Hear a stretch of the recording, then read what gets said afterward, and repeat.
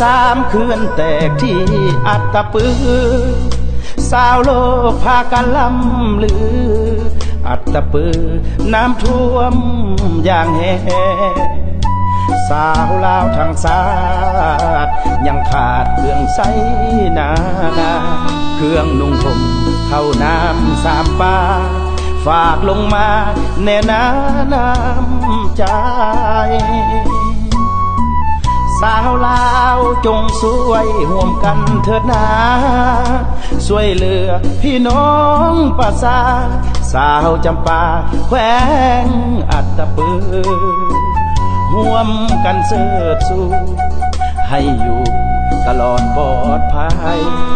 เสียงเพลงจากกำลังใจฝากลงไปสาวใต้ทุกคนเขื่อนแต่ครั้งนี้เต็มที่พี่น้องประสา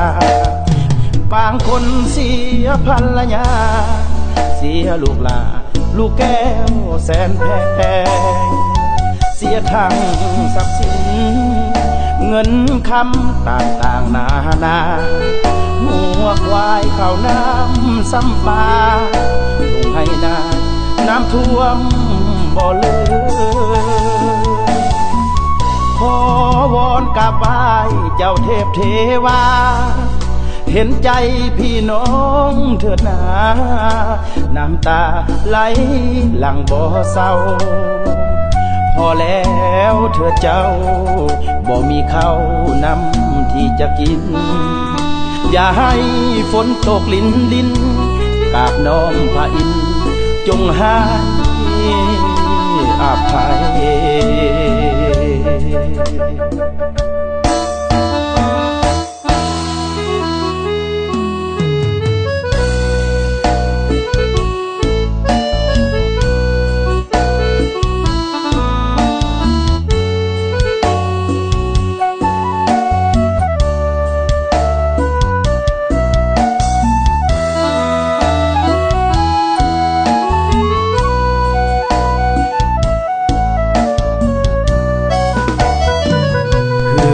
แต่ครั้งนี้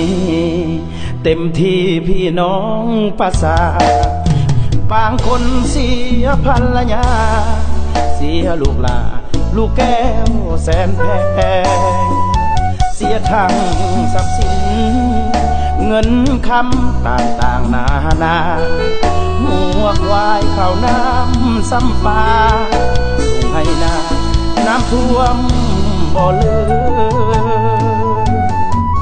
ขอวอนกราบไหว้เจ้าเทพเทวาเห็นใจพี่น้องเถิดนาน้ำตาไหลหลั่งบ่เศร้าพอแล้วเถิดเจ้าบ่มีข้าวนำที่จะกินอย่าให้ฝนตกลิ้นดินกราบน้องพระอินทร์จงให้อภัย